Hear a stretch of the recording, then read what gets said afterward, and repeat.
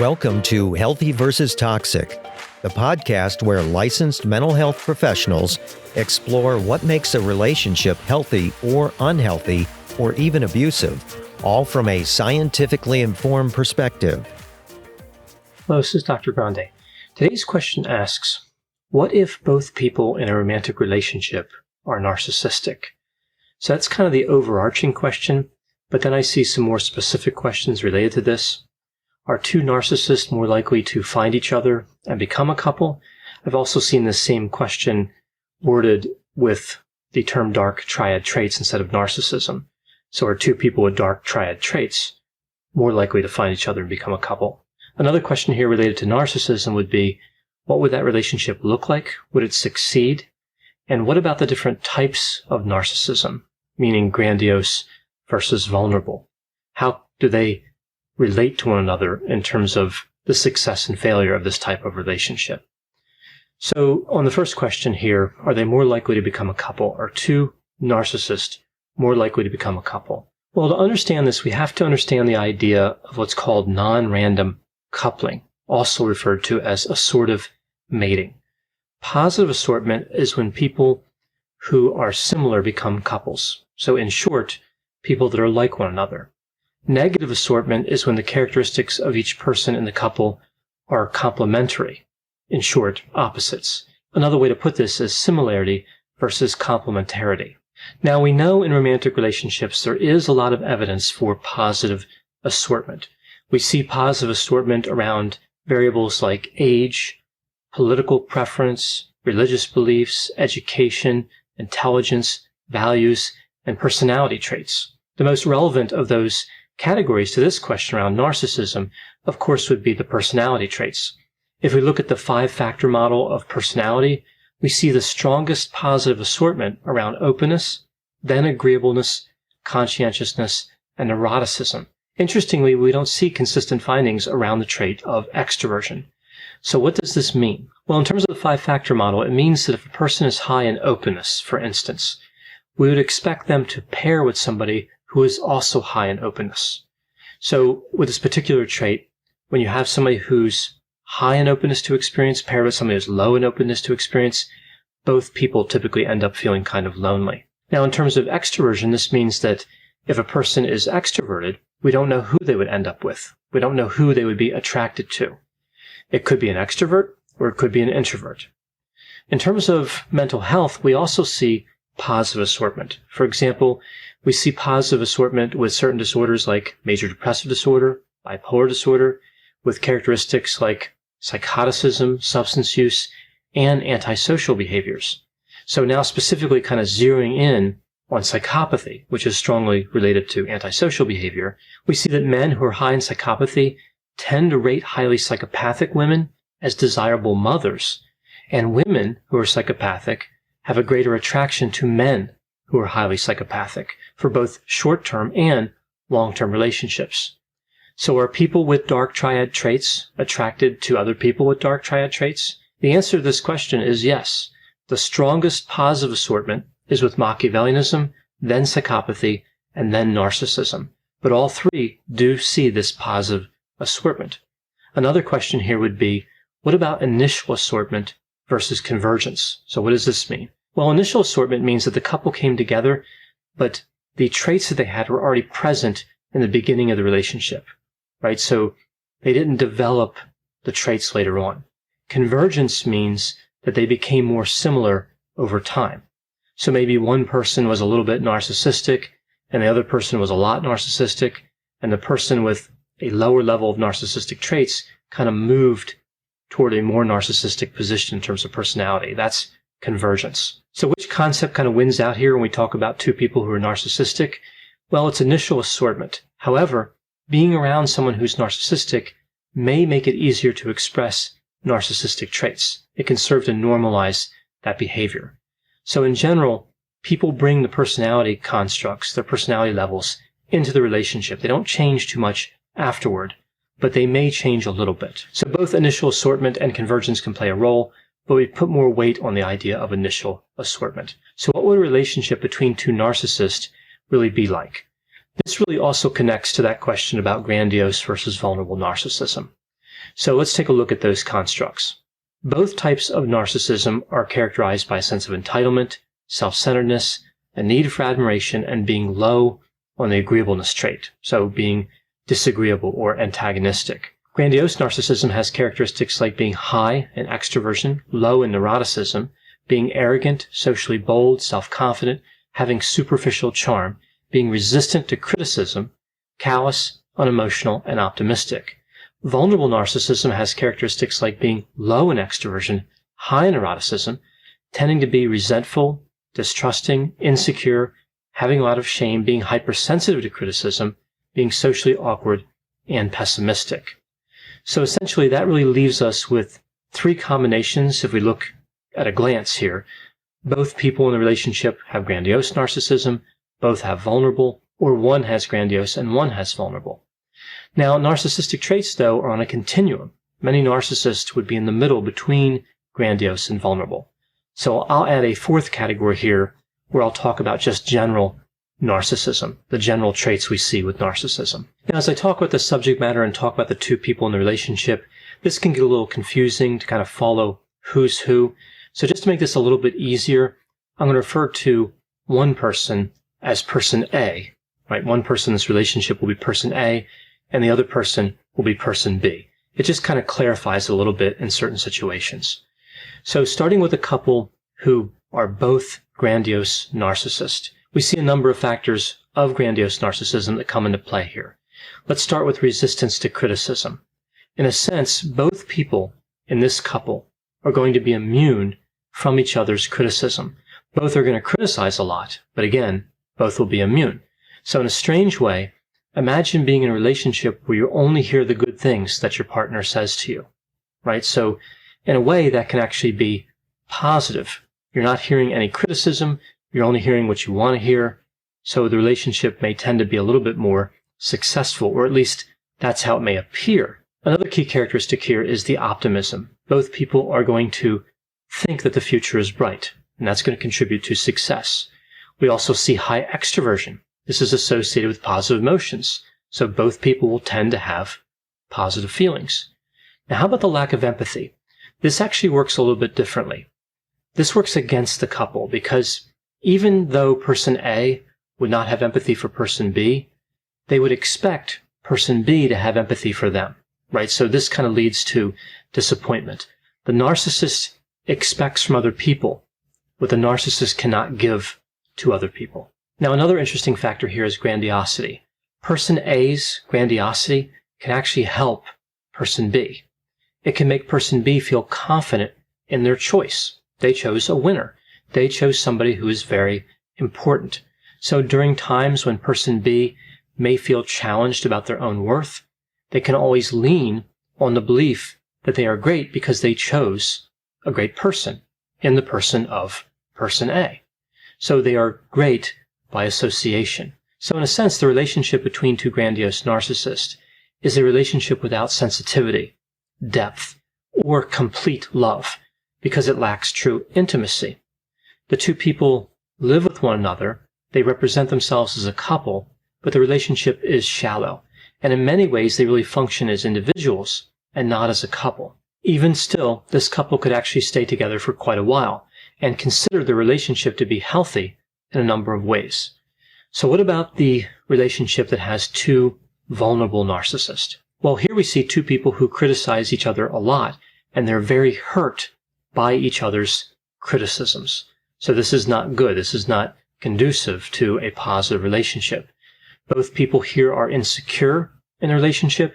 They never forgive each other. They're pessimistic, and neither are good in social situations. So in this type of relationship, the couple really doesn't have a lot going for them. These relationships are at a moderate risk of failure. Interestingly, though, I've seen exceptions to this, right? Sometimes people are so insecure, even when they're unhappy, they stay together. There's a dependent quality to vulnerable narcissism. If both people are afraid to be alone, who is going to have the courage to leave the relationship? Again, even if both people are really miserable. So these relationships can really go either way in terms of whether or not the couple stays together. So what about a situation where one person's grandiose and the other person's vulnerable in terms of narcissism. So let's say that person A has grandiose traits and person B has vulnerable traits. Well, here we see that person B suffers. They bring chaos to the relationship. They are emotionally unstable. And generally speaking, person A is oblivious to all this. It's more like a nuisance as opposed to a real concern for person A. Person B delivers a lot of criticism, but person A is resistant to criticism. So this couple will argue and fight a lot, but they may stay together even though they consider themselves to be in a dysfunctional relationship. So what about a couple that simply has general narcissistic traits, right? So just looking at this question without looking specifically at grandiose or vulnerable. Well, one of the factors here that would stand out would be the fantasies of success and power. The fantasies can actually help a couple to meet each other's goals because the fantasies may align. And this can actually be a little bit dangerous if the fantasies have a criminal or otherwise harmful component to them. If the fantasies don't align, person A's fantasy may still help person B because person B may invest in the fantasy of person A. Person B could latch on to person A's fantasy. So that fantasy could still reinforce the idea that person B is special. It could give them a sense of power. It could satisfy their need for admiration. So in a sense, person B can live vicariously through person A's fantasy. In the event that person B does not believe or invest in person A's fantasy, person A still benefits because at least person B values the idea of having a fantasy in general, because person B has their own fantasy, so they can appreciate that someone would have those types of fantasies of power, success, and brilliance and all that. So the last item here under narcissistic traits would be the low agreeableness, being disagreeable and antagonistic. All other things being equal, if two people are disagreeable, they're going to argue a lot. They will have trouble coming to a consensus on important decisions, and the constant fighting will take a toll on the relationship. So overall, when two narcissists are together in a romantic relationship, the relationship's success or failure depends on which characteristics we see in each person and how strongly those characteristics manifest. Whether the couple stays together for a long time or they don't, these relationships would not generally be thought of as healthy in a traditional sense. Sometimes they're referred to as toxic. And typically, they do represent a significant challenge for counselors trying to treat the couple. Among the many things that make this challenging would be this idea that each person in this couple would only present goals that help them. So, like in a counseling situation, person A is saying, I want this and that and everything else that helps me, and person B is really saying the same thing, right? All their goals point back to them. So again, you have two people in a relationship in front of you, but the people seem separated, right? Everything in their life is really separate. Separate goals, separate ambitions, separate sets of motivation. Nothing is really joined together. So again, they represent themselves as a couple, but in a lot of ways, two people who are narcissistic aren't really a couple at all. Do narcissists deliberately cause romantic partners to be jealous? So this is an interesting question. I've heard many versions of this question over the last few months. And I found a study that really directly looks at this question. It was published in 2017 by Tortorello and colleagues. I'll put the reference to this article in the description for this video. So they really looked at this concept of jealousy induction. And they looked at it across both vulnerable and grandiose narcissism. So first, real quickly, I'll go over the construct of narcissism. I've covered this before a lot of times, so I'll just give a brief overview here. So narcissistic personality disorder has a number of characteristics. It's an official diagnosis in the DSM, and it's different than grandiose and vulnerable narcissism, which are constructs that are studied. So NPD, the disorder, is in fact a disorder, whereas grandiose and vulnerable narcissism, again, are just constructs we measure and study, and we look for relationships with them. So NPD has symptoms like a sense of entitlement, having fantasies of success, manipulating other people, being arrogant, lacking empathy. And we see with grandiose narcissism, a lot of the characteristics there are shared. So NPD is quite similar to grandiose narcissism, With grandiose narcissism, we would also see social dominance and assertiveness. So one way we could think about it is, when we look at the term narcissism, somebody who has grandiose narcissism would probably appear narcissistic to most people right away because of that arrogant behavior and being condescending. Now, vulnerable narcissism isn't really captured well at all by the mental disorder NPD. We see characteristics with vulnerable narcissism like insecurity, having shame proneness, which means somebody has a tendency to experience shame, being hypersensitive, sad, and shy. Now, the narcissistic characteristics in terms of what we think of with grandiose narcissism are still there, but they would tend to manifest in the long run in terms of people's observations. So initially, someone with vulnerable narcissism, what people would notice there is probably the shyness and insecurity, and not really the arrogance. That would come from knowing the person for a while, potentially. So some key differences there between grandiose and vulnerable narcissism. Another construct that was looked at in this paper that was measured is called Machiavellianism. Now, this is a subclinical construct, meaning that at no level does it lead to psychopathology. There's no diagnosis that goes along with Machiavellianism like there is for grandiose narcissism. Again, NPD is an extreme manifestation of grandiose narcissism. So with Machiavellianism, we see characteristics like being deliberately manipulative, having good long-term planning skills, so being strategic, and also having good impulse control. Again, it's subclinical. Oftentimes we do see it along with grandiose and vulnerable narcissism. There's also a theory I've talked about many times before in other videos called the dark triad, which is narcissism, psychopathy, and Machiavellianism all at the subclinical level.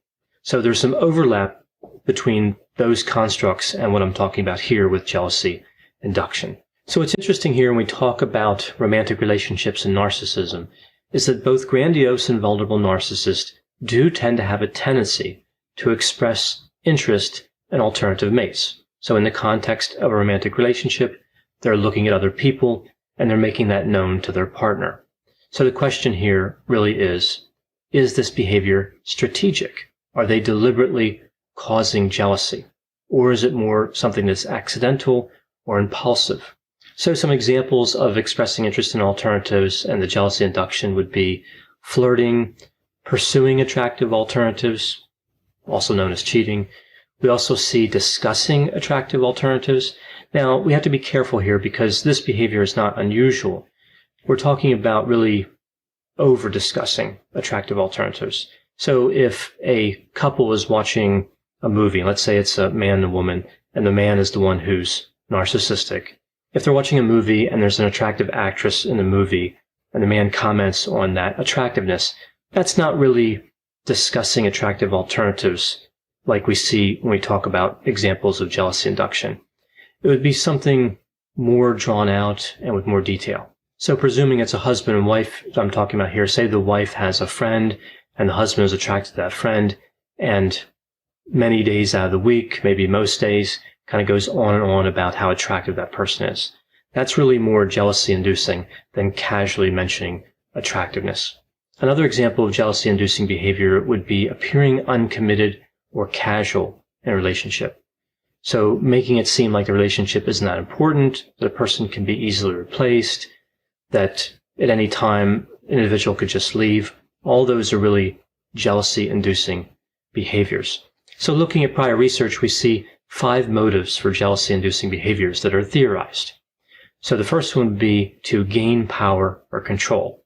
So somebody induces jealousy to control that relationship, to gain power in a romantic relationship. The second one's a little more direct. It's to get revenge. So we see this, of course, in relationships that don't involve narcissism as well. But somebody expresses an interest in alternatives or appears uncommitted or flirts just to get revenge. The third one is to test the relationship or even to strengthen the relationship. Of course, those are 2 different constructs, but they're kind of included under the same motive here. Then we see looking for security.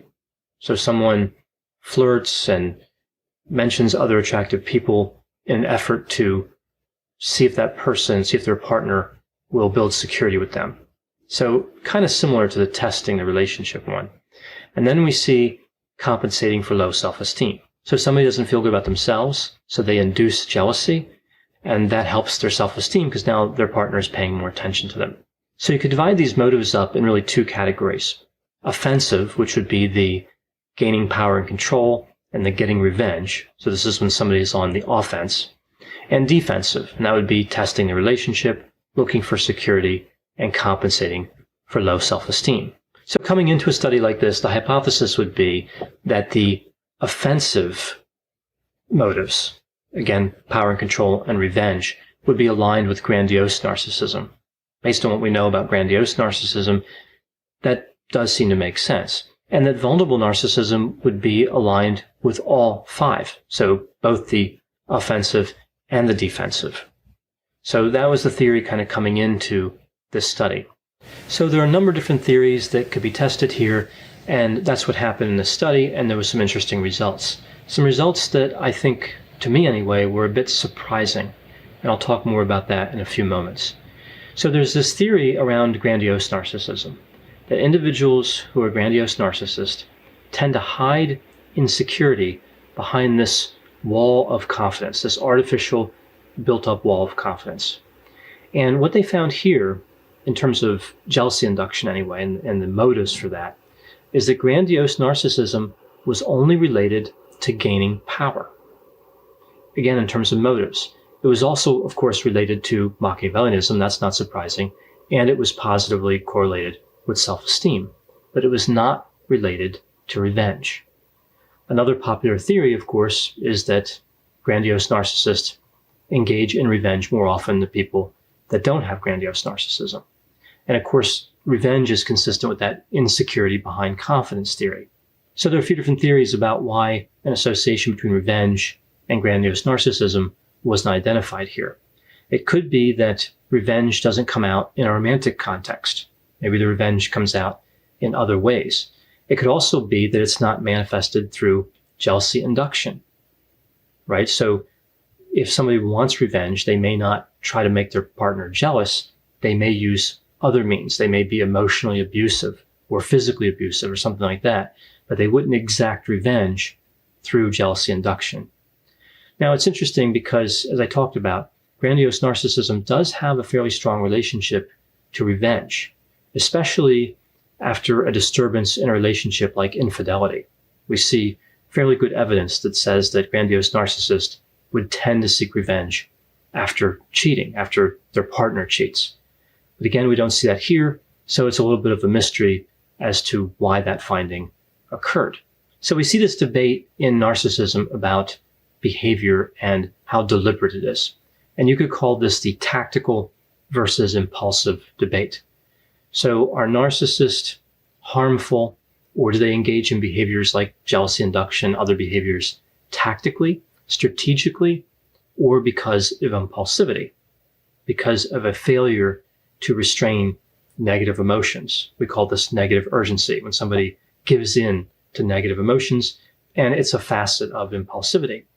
Well, this study, at least in terms of jealousy induction, really leaned more toward the strategic, more toward the tactical, suggesting that behaviors were done on purpose to achieve a goal rather than as a product of impulsivity.